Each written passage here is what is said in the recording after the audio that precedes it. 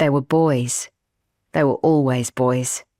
Stuck halfway up Skink, the void sucking at their backs, no moves left, and the ground 80 metres below them.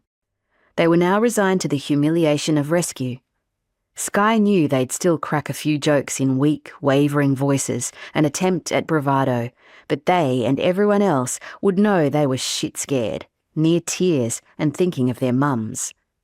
The boys would go back to the climbing gym and the story would become one of their set pieces, but they'd never climb outside again.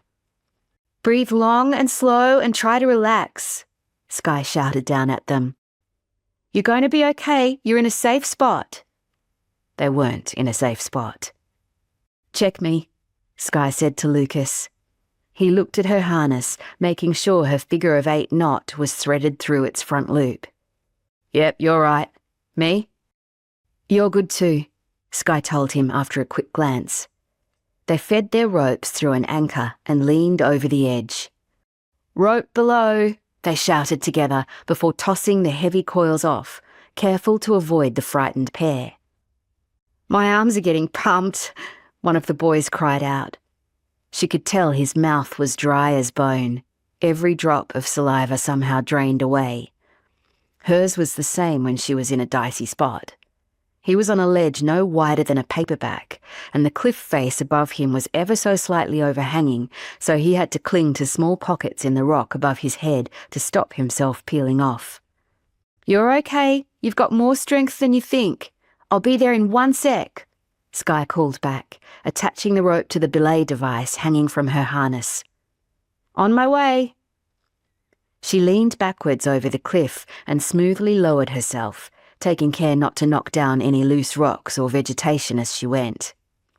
I'm going, he screamed below her. She looked down between her legs. He was clawing desperately at the rock, then he dropped like a stone. The full force of his weight hit the last climbing nut he'd placed in a crack, and it held for a few tense seconds, then popped out like a cork from a champagne bottle. He dropped again, another 4 metres, before the rope caught on his next piece of protection, 10 centimetres of wire attached to a knuckle-sized wedge of metal jammed into a split in the rock.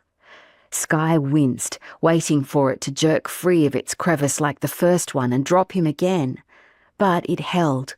He slammed against the cliff hard, then swung back out to dangle in mid-air, spinning slowly above the jumble of rocks 60 metres below him.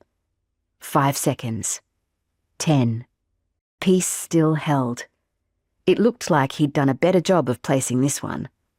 It might keep him safe until she could reach him.